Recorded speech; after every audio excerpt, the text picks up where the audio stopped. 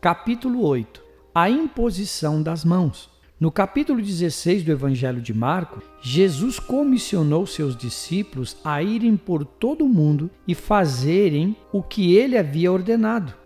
Versículo 15. Esta comissão ainda está em vigor. Aqui está: e porão as mãos sobre os enfermos e os curarão. Marcos capítulo 16 e versículo 18. Um pouco antes de Jesus pronunciar tais palavras, ele havia dito: estes sinais seguirão os que crerem. E acrescentou: em meu nome expulsarão demônios, imporão as mãos sobre os enfermos e os curarão. Em outras palavras, eles ficariam sãos depois que os crentes impusessem as mãos sobre eles. A qualquer crente que impuser as mãos sobre os enfermos, a promessa é: e os curarão. O crente, contudo, não é apenas uma pessoa que meramente concorda que a palavra é a verdade. O crente sempre põe a palavra em atividade. Deus nunca ordena que os homens façam o que não podem fazer. Adquirir o cumprimento da promessa é sempre mais uma questão de obediência do que de fé. Devemos fazer o que Deus nos ordena e então esperar que Deus faça o que Ele nos diz que fará. Isso é fé. Noé construiu a arca, Deus enviou o dilúvio sobre a terra, Moisés estendeu a vara, Deus repartiu as águas. Josué marchou ao redor das muralhas de Jericó, Deus as fez ruir. Elias feriu as águas, Deus as dividiu. Eliseu lançou um pau nas águas, Deus fez flutuar o ferro. Naamã mergulhou 7 vezes, Deus o curou da lepra. Jesus ordena ao crente que imponha as mãos sobre os enfermos e Deus os fará sarar. Tiago orienta os presbíteros a ungirem qualquer doente com óleo e orarem por ele a oração da fé e declara que o Senhor o curará. Deus diz: faça uma coisa insignificante, eu farei uma coisa maravilhosa. Faça uma coisa simples, eu farei uma coisa sábia. Faça algo que somente o homem pode fazer, eu farei algo que somente eu, Deus, posso fazer. Faça o que Deus lhe manda fazer e espere que Deus faça a parte dele. Isto é fé. Quando Jesus visitou nossa casa, quando ainda éramos bem jovens, Daisy e eu fomos para a Índia como missionários, mas não conseguíamos convencer os hindus e os muçulmanos de que Jesus Cristo é o Filho de Deus e que ele ressuscitou da morte. Eles nos pediam provas. Eu lia versículos da Bíblia para eles, mas eles tinham seu Alcorão, que afirmavam ser a palavra de Deus dada pela boca do seu santo profeta Maomé. Tanto a Bíblia como o Alcorão eram belos livros de capa preta e títulos dourados. Mas qual deles era a palavra de Deus? Não conseguíamos provar que era a Bíblia, porque não compreendíamos a fé e os milagres naquela época. Assim voltamos para os Estados Unidos, o que nos pareceu ser uma vergonha e derrota. Mas havíamos visto o povo e sabíamos que eles precisavam crer nas boas novas de Jesus Cristo para serem salvos. Jejuamos e oramos por muitos dias para que Deus nos revelasse sua resposta, para ajudar os não cristãos a crerem em Jesus Cristo e se convencerem de que Ele é mais do que apenas outra religião. Deus respondeu à nossa oração. Numa manhã, às 6 horas, Jesus Cristo me despertou em nosso quarto. Eu me prostrei diante dele como se estivesse morto, incapaz de mover sequer um dedo. As lágrimas escorriam dos meus olhos, porém eu não estava consciente do choro. Depois de um longo tempo, consegui arrastar-me da cama para o chão, onde me prostrei sobre o rosto até a tarde. Quando saí do quarto, era um novo homem. Jesus se tornou o Senhor e o Mestre da minha vida. Eu tinha certeza desta verdade. Ele está vivo. Ele é mais que uma religião. Logo após esta experiência marcante, um maravilhoso homem de Deus chegou à nossa região. tinha um poderoso dom de cura. Quando assistíamos às suas reuniões, víamos centenas de pessoas aceitarem Jesus e, bem diante dos nossos olhos, nós o vimos expulsar demônios e colocar as mãos sobre os doentes em nome de Jesus Cristo. Os cegos, os surdos, os mudos e os coxos eram curados instantaneamente. Milhares de vozes turbilhavam em minha mente dizendo: você também pode fazer isto. Foi isto o que Pedro e Paulo fizeram. Foi isto o que Jesus fez. Isto prova que a Bíblia é válida para hoje. Você pode fazer isto. Quando saímos daquele auditório lotado, eu estava muito impressionado.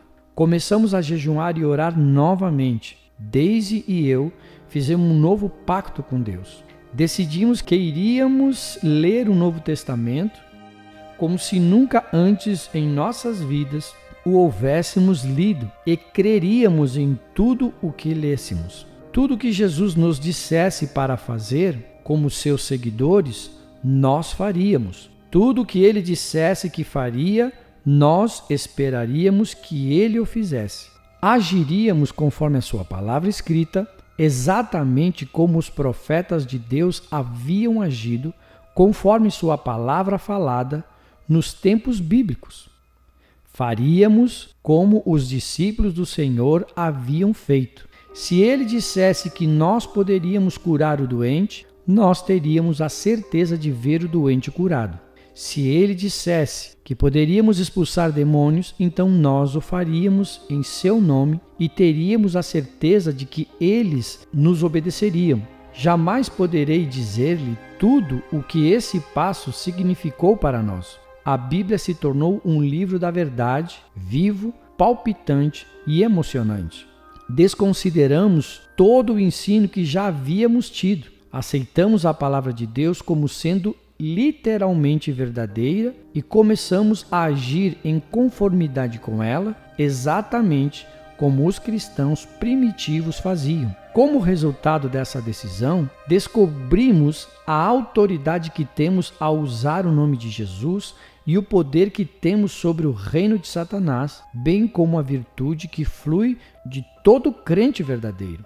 No momento em que a 26ª edição deste livro está para ser impressa, posso testemunhar que durante mais de 3 décadas e em mais de 70 nações do mundo, Daisy e eu temos ido em nome de Jesus e temos agido conforme a palavra escrita de Deus. Temos pregado para multidões, de 20.000 a mais de 200.000 almas diariamente nessas cruzadas.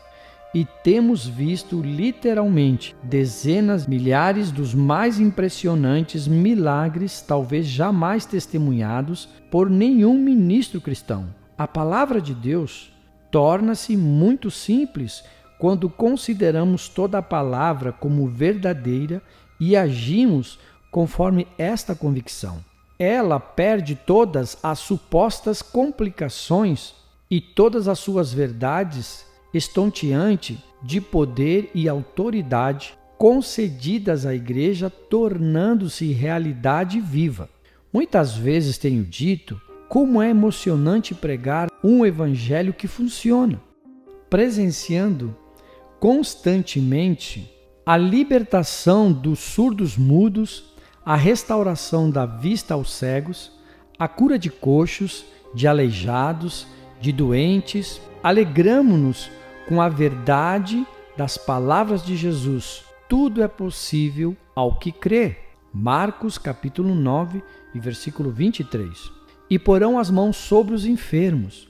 Em todo lugar onde os crentes impõem as mãos sobre os enfermos, com fé, os enfermos são curados. Não devemos esperar nada menos que isso.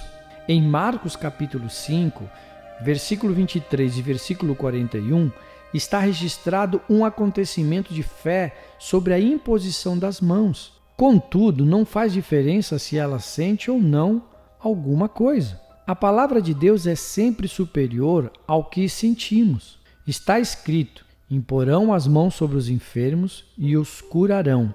Mateus capítulo 16 e versículo 18. Esta palavra é sempre verdadeira. O enfermo, sinta ou não, sempre ficará são.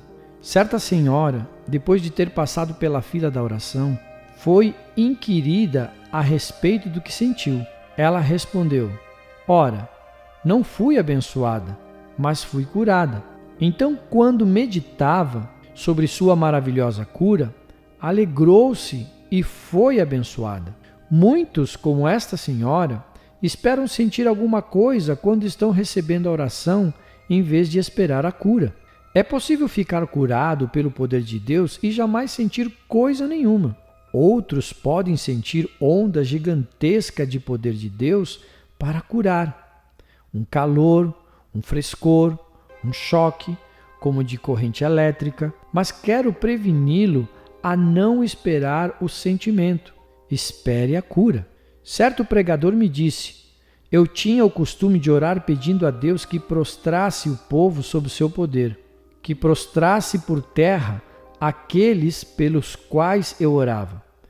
E ele fez exatamente isso. Quase todos sobre quem eu impus as mãos caíram, mas descobri que muitos deles se levantavam e não estavam curados. Então comecei a orar pedindo a Deus que os curasse, em vez de prostrá-los. Este pregador me disse que Deus era fiel em fazer o que lhe pediu. Ele concluiu: agora nem todos se prostram, mas de fato recebem a cura. Esse homem era um dos que queriam que os enfermos sentissem antes que ficassem curados. Chegou a reconhecer isto e agora seu ministério está crescendo grandemente. A cura é sempre melhor do que os sentimentos. Quando os enfermos aprendem a basear sua fé exclusivamente na palavra de Deus, certamente já receberam a vitória completa. Então, nada na esfera do sentimento os poderá separar do assim diz a palavra de Deus. Enquanto a pessoa fala em termos de que sente, ela ainda não compreendeu o significado da fé na palavra de Deus. A fé não tem nada a ver com coisa alguma, mas apenas com a palavra de Deus. Suponha que alguém entre na fila de oração. Ora-se por esse alguém e ele sai dizendo: creio que fui curado, sinto-me muito melhor, quase não sinto mais dor. Veja, ela está falando em termos do que sente. Mais cedo ou mais tarde, se essa pessoa se sentir mal, continuará a falar acerca do que sente e vai dizer: ora, pensei ter recebido a cura, mas me sinto tão mal, acho que devo pedir oração novamente. A pessoa anula sua cura acreditando mais no que sente do que na palavra de Deus.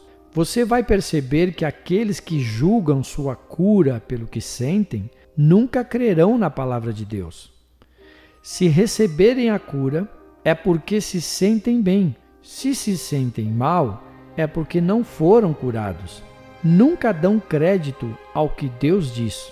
Certa vez fui levado ao quarto de um enfermo e quando o animei a olhar para Deus, a fim de obter libertação da enfermidade de que sofrera toda a sua vida, ele replicou: eu sinto que vou ser curado um dia.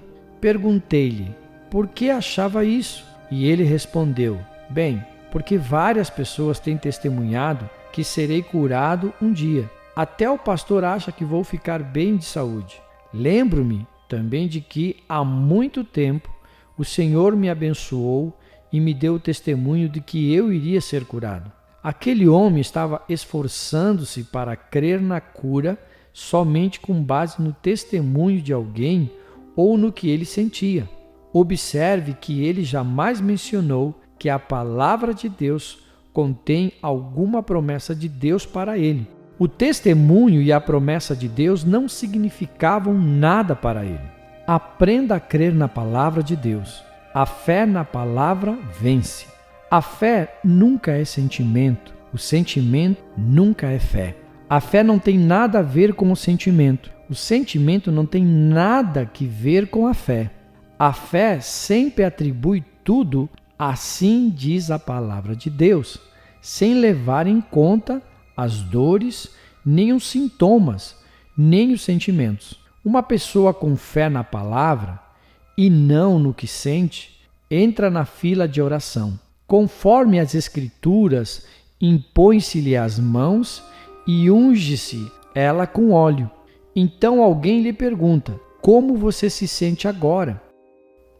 E o cristão responde logo: eu estou curado, porque a palavra diz: imporão as mãos sobre os enfermos e os curarão. Mas o inquiridor, duvidando, insiste: mas você sente alguma melhora? O cristão com fé responde, calma e positivamente, sabendo que o trono é a palavra de Deus, dão apoio ao que ele diz. Sei que estou curado, porque está escrito: pelas suas pisaduras fomos sarados. Pode acrescentar também: Deus disse: eu sou o Senhor que te sara, e isso se refere a mim. A obra da cura dessa pessoa já está concluída, porque ela atribuiu sua cura inteiramente ao poder e autoridade e à fidelidade da palavra de Deus. Mas você pode perguntar: mas enquanto ao que sentimos, temos de continuar a levar nossas dores? Não. Você não tem de levar suas dores e sofrimentos sem importar-se com elas, como ensinam os praticantes da ciência cristã. Nem terá de mentir a respeito das suas dores. Se a dor existe, não minta, nem a confesse. Fale sempre a verdade, mas aqui está o segredo. Responda ao inquiridor com a palavra de Deus. Diga exatamente o que a palavra diz. Pelas suas pisaduras fomos sarados, e impuseram-me as mãos, e vou sarar. Jesus disse, e ele não pode mentir. A fé apoia-se exclusivamente na palavra de Deus. Quando pessoas de fé lhe impuserem as mãos, você ficará curado, se apenas crer. Sustente a palavra de Deus e Deus sustentará você. 1 Reis, capítulo 8, versículo 56. Nenhuma só palavra caiu de todas as suas boas palavras. Eu, o Senhor, falarei, e a palavra que eu falar se cumprirá. Ezequiel capítulo 12 e versículo 25.